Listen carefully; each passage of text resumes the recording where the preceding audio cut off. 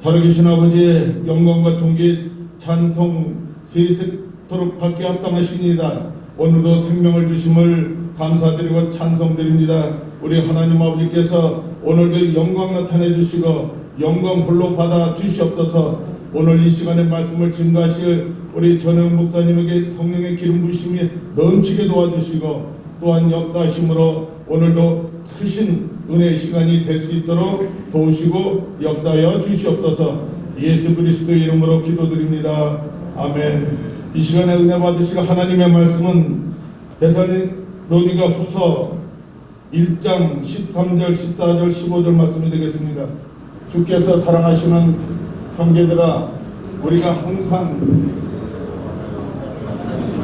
하나님께 감사할 것은 하나님이 처음부터 너희를 택하사 성령의 거룩하심과 진리를 믿음으로 구원을 받게 하심이니 이를 위하여 우리의 복음으로 너희를 부르사 우리 주 예수 그리스도의 영광을 얻게 하려 하심이니라. 그러므로 형제들아 굳건하게 서서 말로나 우리의 편지로 가르침을 받은 전통을 지키라. 아멘. 오늘 말씀을 증거해 주시는 목사님은 영목회 회장님이시고 또 흥복음 강북교회를 담임하시는 전영 목사님이십니다. 오늘 목사님께서 크신 은혜의 말씀을 전해 주실 것입니다. 목사님 나오시죠. 할렐루야. 코로나19 때문에 지나간 2년 동안에 우리 교회도 강사를 초청해 본 적이 없습니다.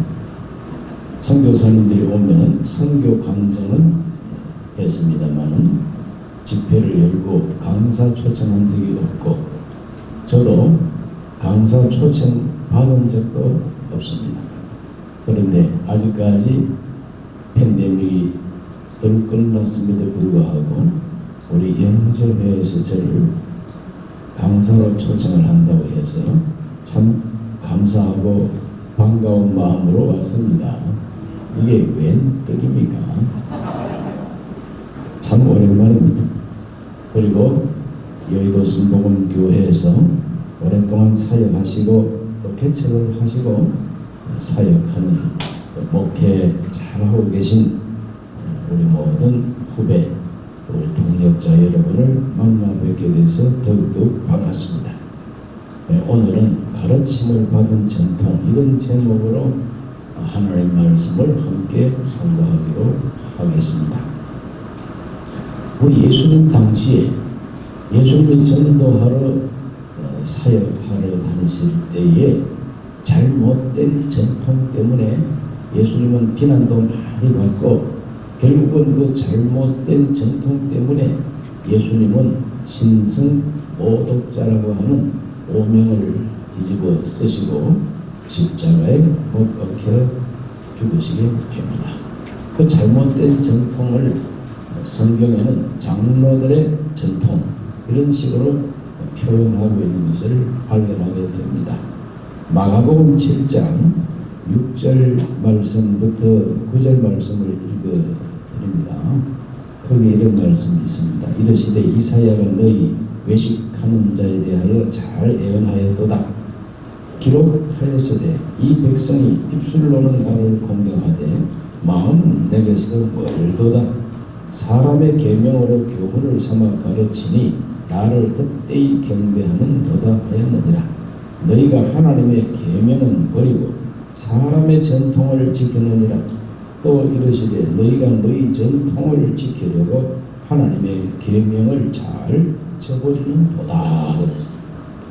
너희의 전통을 지키려고 장로들의 전통을 지키려고 하나님의 계명을 저버렸다. 예수님을 신성 모독자라고 몰아붙인 것은 자기들의 잘못된 전통과 자기들의 잘못된 그 신앙 사상 때문이지 원래 주신 하나님의 말씀에 근거한 게 아닙니다. 그러므로 전통이 잘못되면은 사람 죽입니다. 전통이 잘못되면은 하나님의 아들까지 죽였으니까요.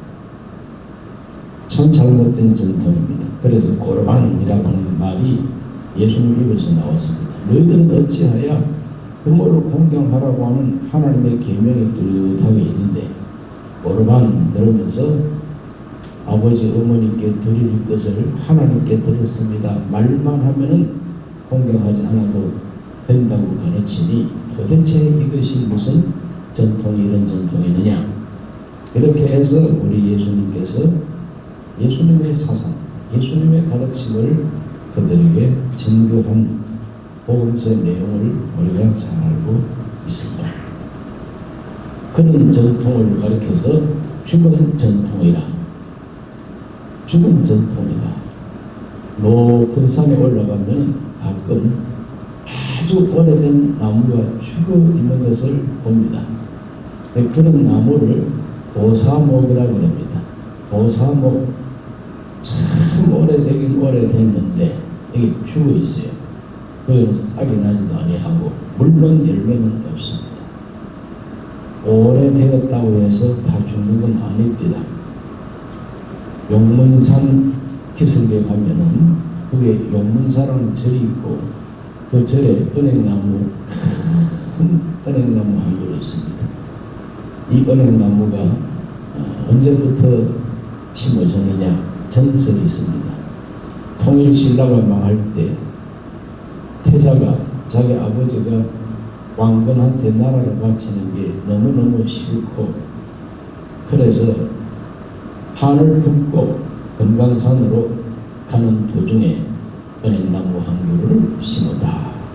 그 은행나무가 지금까지 살아있다고 해마다 새순이 돋아나 해마다 열매가 맺히기도 하고 그래서 1000년이 넘은 이 은행나무는 지금도 어린 은행나무나 다를 바 없이 싱싱하고 새순이 돋아나고 열매를 맺는다. 그러므로 살아있는 전통은 언제나 열매를 맺게 되어 있다 하는 것을 은행나무 앞에 가서 깨달을 수 있는 자연의 진리입니다. 전통이 언제부터 생겼느냐? 그건 뭐 꼬집어 말할 수는 없죠. 하나님이 섬긴다고 하면서도 자기들 나름대로는 모세 율법을 해석한다고 열심히 해석했지만 그것이 잘못된 해석이 되어가지고 오히려 하나님의 계명을 범하는 것이 되었습니다. 예수님이 제자들을 가르치고 양육하면서 한 번은 가이사랴 빌립보 이곳에서 질문하십니다. 너희들은 나를 누구라 하느냐? 베드로가 대답했지요. 저는 그리스도시요 살아계신 하나님의 아들이십니다. 우리 예수님께서 그 베드로의 대답을 아주 기뻐하셨습니다. 너는 베드로라. 이 반석 위에 내가 내 교회를 세우겠다고 그랬어요. 바로 그 반석, 이것은 예수님이 세운 전통입니다. 그 반석은 지금도 변함이 없습니다. 에베소서 2장 20절에 보면 바울은 성도들을 보고 너희들은 사도들과 선지자들의 터 위에 세워진 교회라고 그랬습니다. 사도들과 선지자들의 터, 닦아놓은 터, 사도들이 닦아놓은 이 터 위에 서 있는 교회가 정통교회라는 것이죠. 그 터 위에 서 있지 아니하면 비정통이고 이단이 되어버리고 말아요. 그래서 우리 예수님께서 반석을 먼저 두셨고 그 반석을 사도들이 그대로 이어받아가지고 거기에다가 성령의 가르침을 받아가지고 좀 더 세련되게 좀 더 자세하게 또 살도 붙이고 이렇게 해서 가르친 것이 사도들의 전통이 됩니다. 최초로 종교회의가 예루살렘에서 있었습니다. 사도행전 15장에 보면은 사도 바울과 바나바 1차 선교 여행을 마쳤는데 안디옥 교회에 와서 쉬고 있는 중에 유다로부터 내려온 어떤 사람들이 정말 바울과 바나바가 목숨 걸고 가르쳐준 이 성도들에게 할례를 받아야 구원받는다. 모세 율법대로 행하여 구원받는다. 이런 율법주의를 가져와서 가르칩니다. 그래서 그들과 심한 언쟁을 벌이게 됩니다. 그럴 때 우리끼리 이렇게 싸울 것이 아니고 예루살렘에 가가지고 사도들과 장로들에게 물어보자.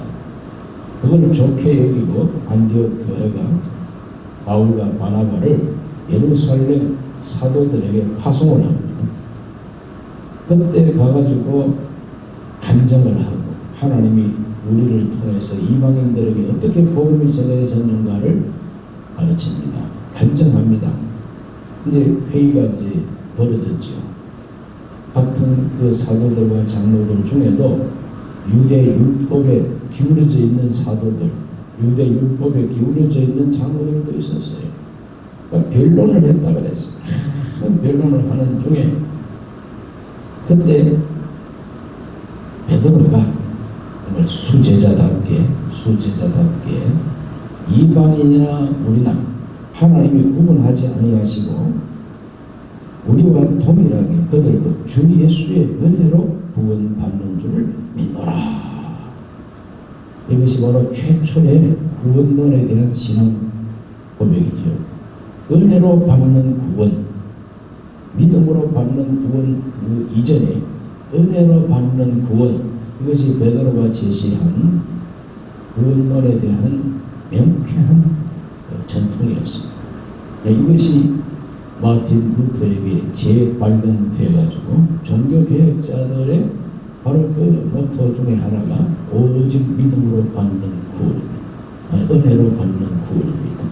너희가 그 은혜를 인하여 믿음으로 구원을 얻었나니 은혜가 없으면 믿음도 설 자리가 없습니다. 은혜가 있으니까 그 은혜를 믿음으로 구원을 받게 된다. 이것이 바로 구원론에 대한 사도들의 최초의 전통이 됩니다. 이렇게 이제 회의를 해가지고 결정을 보고 난 다음에 그 이방인 형제들에게 편지를 썼다 그랬어요.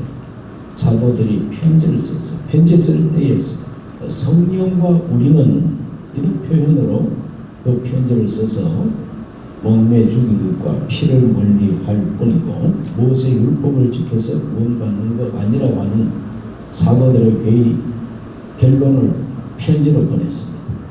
그 편지를 읽고 안디옥 교회가 제일 먼저 그 편지를 읽었죠. 그 편지를 읽고 매우 기뻐했다고 사도행전은 15장 28절과 29절에서 말하고 있습니다. 근데 이 편지를 들고 2차 선교 여행을 떠났습니다. 2차 선교 여행을 하면서 유대인들이 많이 살고 있는 디아스포라 지역, 그게 바로 바울의 1차 선교 여행 지역입니다. 남갈라디아 지역입니다. 그곳에 가서 교회들마다 찾아가서 사도들의 그 장로들의 결정문을 읽어줍니다.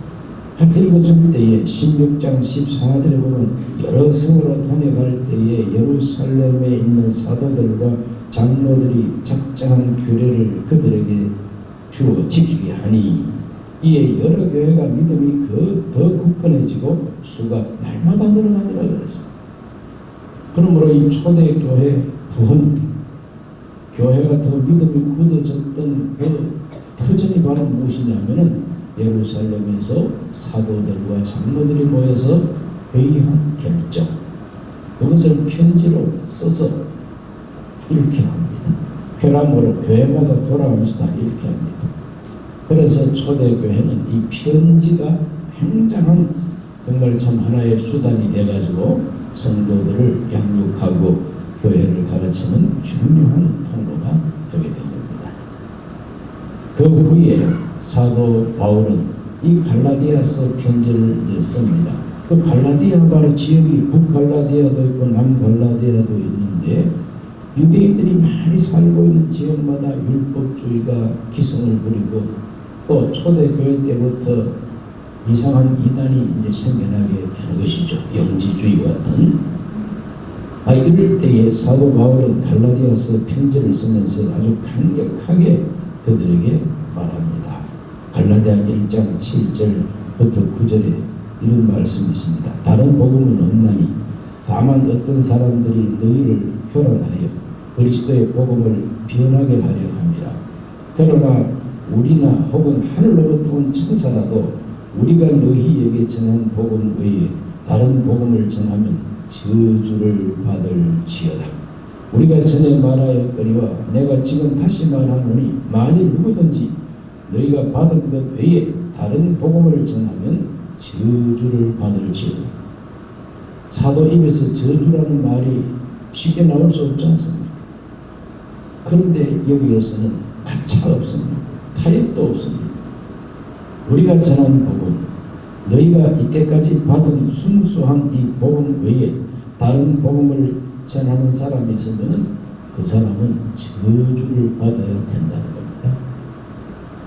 그만큼 사도들이 결정했던 그 복음에 대한 진리는 절대적이었습니다. 타협이 있을 수가 없습니다. 저주를 받을지어다. 바울은 그 후에 고린도의 편지를 쓰면서 그 고린도전서 11장 2절에 보면 너희가 모든 일에 나를 기억하고 또 내가 너희에게 전하여 준 대로 그 전통을 너희가 지킴으로 너희를 칭찬하노라 그랬습니다. 전통 지키니까 칭찬받는 교회라 이거죠. 그 전통은 어떤 전통이냐? 내가 너희에게 전하여 준 대로 그랬어요. 바울이 전해준 대로가 바로 전통이었습니다. 그 바울은 확신을 갖고 있습니다. 내가 전하는 이 복음이 내가 복음이 아니라 나 혼자 복음이 아니라 모든 사도들과 장로들이 합의하고 함께 공인된 복음이라는 겁니다. 그래서 우리가 전하는 복음 이렇게 나옵니다. 오늘 읽은 이 본문 데살로니가후서 2장 15절에도 그러므로 형제들아 굳건하게 서서 말로나 우리 편지로 가르침을 받은 전통을 지키라고 했습니다. 말로든지 편지로든지 우리에게서 가르침을 받은 대로 전통을 지키라고 했어요. 데살로니가후서 3장 6절에도 말합니다. 형제들아 우리 주 예수 그리스도의 이름으로 너희를 명하노니 게으르게 행하고 우리에게서 받은 전통대로 행하지 아니하는 모든 형제에게서 떠나라 그랬어요. 아주 무시무시한 말입니다. 떠나라 그랬습니다. 그래서 그들과는 사귀지도 말라 그랬습니다. 사도 요한은 요한 1, 2, 3서도 썼다고 우리가 믿고 있습니다. 사랑하는 자여 네 영혼이 잘 땐같이 네가 범사에 잘 되고 강건하기를 내가 간구하노라 이런 편지를 썼지요. 그런데 그 같은 그 장로된 또 사도된 이 요한은 요한 2서에서 뭐라고 말하느냐? 누구든지 이 교훈을 가지지 않고 너희에게 나아가거든 그를 집에 들이지도 말고 인사도 하지 말라고 했어요. 인사하는 자는 그 악한 일에 참여하는 사람이라고 했어요. 그래서 이 사도들의 전통을 보면은 엄격한 하나의 규정이 있고 그리고 교리가 뚜렷하다고 하는 것을 알게 됩니다. 이걸 사도들의 전통이라고 합니다. 그 사도들의 전통의 뿌리는 예수님이 인정하신 반석입니다. 내가 이 반석 위에 내 교회를 세우겠다. 그래서 그 반석 위에 사도들이 정말 성경의 감화 감동으로 구원에 대한 진리를 깨닫고 기도에 대한 진리를 깨닫고 교회에 대한 진리를 깨닫고 이렇게 해가지고 성도들을 말로도 가르치고 편지로도 가르치고 순교하면서도 가르치고 목숨을 바치면서 가르치고 그것이 모여가지고 우리가 예배 때마다 암송하는 사도신경이 된 것이죠. AD 425년 니케아 종교회의를 통해서 이 사도신경이 확정이 됩니다. 어떤 목사님들은 그때 콘스탄티누스 대제가 주관했던 종교회의는 이거 다 잘못된 것이다.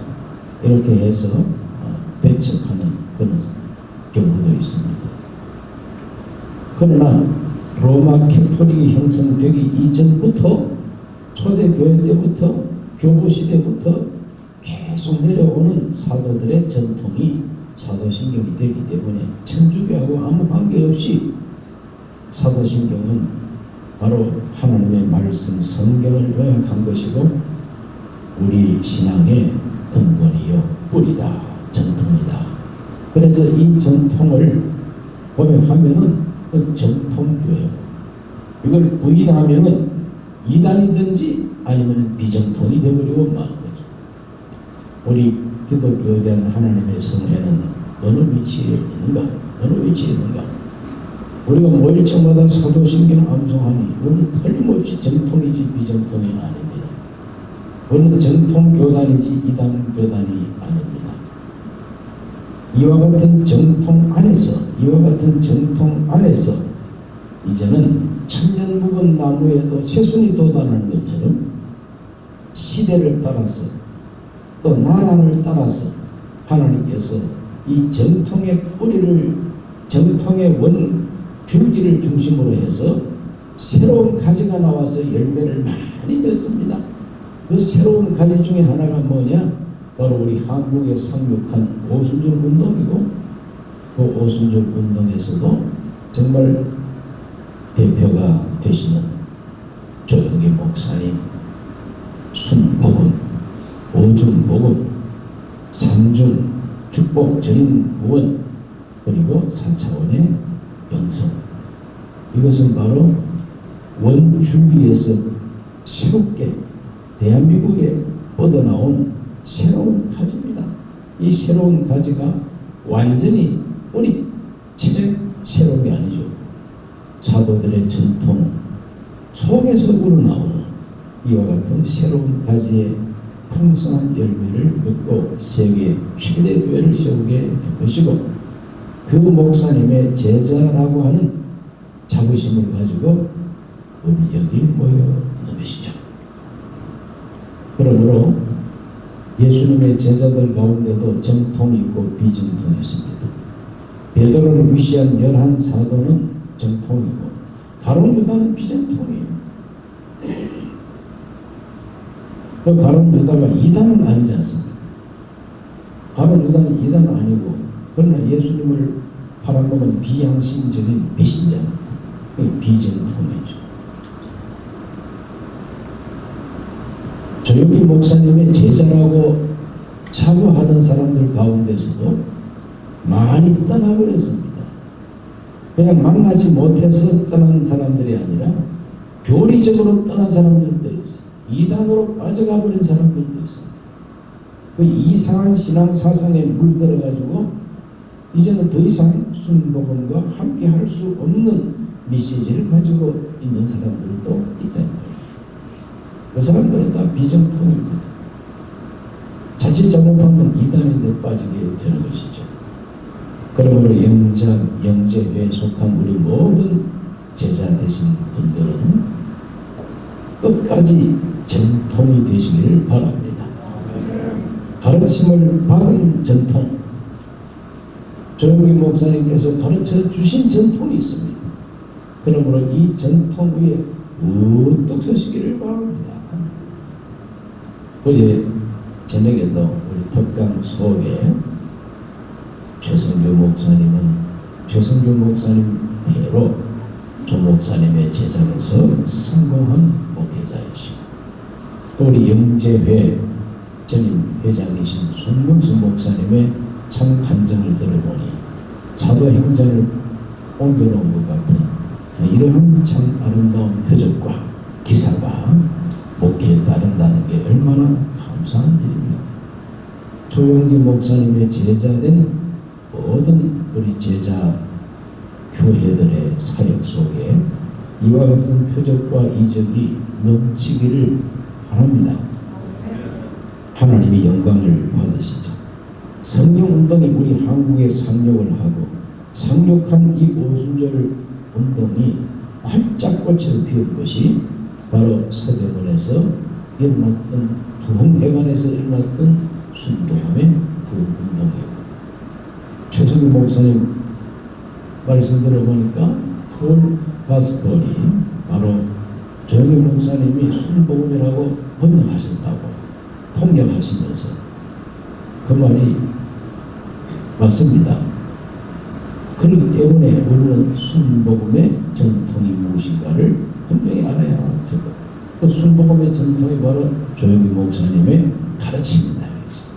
그 가르침을 계속해서 되새기면서 우리 목회에 적용을 해가지고 아름다운 열매를 많이 맺게 되시기를 바랍니다. 요한복음 15장에 보니까 너희가 열매를 많이 맺으면 내 아버지께서 영광을 받으실 것이요. 그랬어요. 열매를 많이 맺어야 하나님이 영광을 받으신답니다. 그러므로 목회 사역에 열매가 많을수록 하나님이 기뻐하고 열매를 정말 영광으로 채워주실 것인데, 우리 조영기 목사님께서 천국에서 우리를 보고 계시다면은, 보실 수 있다면 우리의 사역 현장에 좋은 열매를 많이 맺으면 얼마나 기뻐하시겠습니까? 그러므로 오중복음, 4차원, 3종 축복, 7대 신앙, 여러 가지 가르침이 많지 않습니까? 그 많은 가르침 가운데 가장 대표적인 것이 바로 세 파트입니다. 오중복음. 이 오중복음은 성경 전체를 요약하고 집약해서 하나님이 우리에게 주시는 선물, 하나님이 우리에게 주시는 그 구원을 가장 잘 요약한 복음의 핵심 내용들이 오중복음 아니겠습니까? 그 오중복음을 실제 신앙생활 속에 어떻게 적용을 해야 될 것인가 하는 바로 적용의 신학, 실천 신학이 바로 4차원 형성. 그 오중복음에 나오는 진리들을 끊임없이 생각하고, 딴 생각하지 말고 복음을 생각하고, 그 복음을 생각하다가 그 생각이 자꾸 모아지면은 꿈이 되고, 그 꿈이 계속해서 머물고 그 꿈이 열매가 되면은 그것이 믿음이 돼요. 그 믿음을 입으로 시인하고 바라고 기다릴 때에 입으로 시인하는 대로 된다는 것이 우리 서선 목사님의 가르침인 것입니다. 이 가르침을 실천 신학으로 적용을 해가지고, 그래서 그 결과는 뭡니까? 4차원의 결과는 영혼이 잘 되고 범사가 잘 되고 강건한 것이죠. 흔히 경건 이렇게 부르짖는 사람들은 순복음을, 기독주의 신앙을 덧들이는 아주 원흉이라고 이렇게 욕을 합니다. 우리 조영기 목사님께서 영혼이 잘됨같이 범사가 잘되고 건강하게 되기를 바란다는 이 번영신학이라고 그러면서 너무 축복을 강조하다 보니까 한국의 샤머니즘하고 맥이 통해가지고 저렇게 교회가 크게 됐는데 크기만 하면 장땡이냐? 이러면서 이제 막 욕도 하고 비난도 하는 그런 소리를 듣습니다. 저는 이제 그런 사람들 만나면, 그러면 복 안 받고 뭘 받고 살 거냐? 목회 현장에 복을 안 받고 뭘 받고 목회할 거냐? 아니 창세기 1장 26절 28절 보라고. 하나님이 사람 지어가지고 제일 먼저 준 게 복인데 복 주어 가라사대 했지 않냐고. 그럼 창조 하신 하나님이 복을 주셨는데 피조물이 나는 복 안 받겠다고, 나는 복에 대해서 관심이 없다 그러면 그게 피조물이냐? 이상한 인간이지. 하나님이 복 주어 가라사대 했잖아요. 구약 성경 읽어보면은 복 준다는 이야기가 얼마나 마치 신문지를 가지고 도배한 방처럼 축복으로 도배한 것이 구약이 아니냐.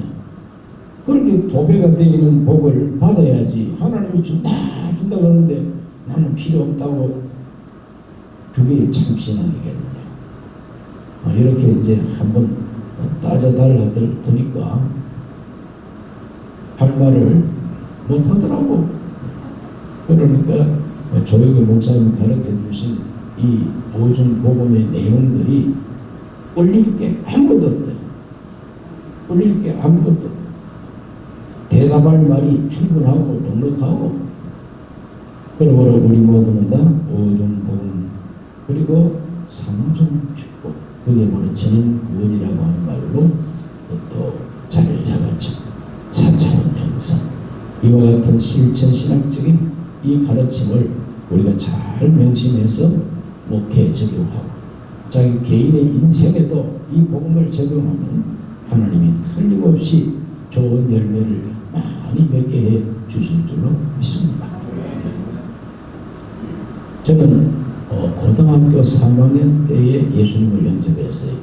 졸업하기 한 몇 달 전에 1968년 11월 1일 우리 친구 자취방에 와가지고 친구도 없고 그 자취방에 무릎을 꿇고 앉아서 주기도문 외우고 예수님을 영접했습니다. 예수님 영접하니까 우리 집에서는 난리가 났죠. 가문에도 없는 중사이처럼 벌금 드리고 뭐 이런 집안인데 너는 예수 믿는다고 예배당 갈 거냐? 내가 이 고향에서는 예수 못 믿겠구나. 그래서 애급하듯이 출고향했습니다. 서울로 보따리 2개 들고 올라왔습니다. 그 보따리 2개 들고 친구 하나만 바라보고 올라와가지고 자취하고 신문 배달하고 내 인생은 이제는 예수님과 함께 한번 개척해 보겠다. 그때 서대문 조용기 목사님을 알게 되고 설교를 듣고 그때 아침마다 나의 5분간 그래서 조 목사님의 설교가 극동방송국에서 아침 7시마다 나왔어요. 설교만 3분 25초 26초 이렇게 끝납니다. 앞뒤로 참석해요.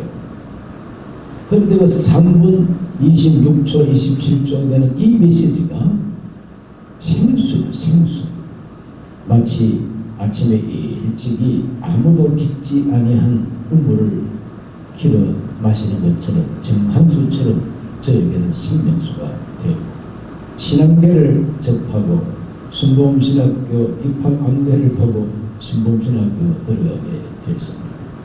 이렇게 해서 나중에 졸업할 당시에는 백이 없어가지고 여의도 교회를 못 들어갔어요. 나는 백이 없습니다. 전혀 백이 없어요. 어떤 장로님이 내가 지성전 담임하니까 내 뒷조사를 했어요. 누구 백이냐? 어느 장로 백이냐? 근데 아무리 덜쳐봐도 백이 없더랍니다. 그래서 전 목사님은 백이 없었대다. 왜 백이 없긴 왜 없습니까? 조 목사님이 내 백이고 하나님이 내 백 아닙니까? 여의도 교회 교역자로서 출발하지 않았기 때문에 저는 개척했습니다. 그러나 속에 내가 갖고 있는 이 신앙 세계는 바로 조용기 목사님의 가르침이죠.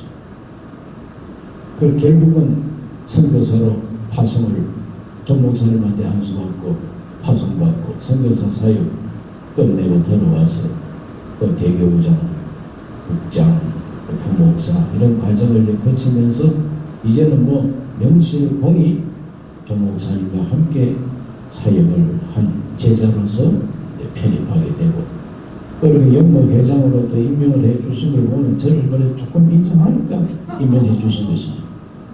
저를 회장으로 임명을 하시고 그만 병원에 입원하셔가지고 후임을 결정을 안 하고 천국으로 가 계시기 때문에 제가 공중에 붕 떠가지고 이거 언제까지 회장해야 되는지 나도 모르고 아무도 모릅니다.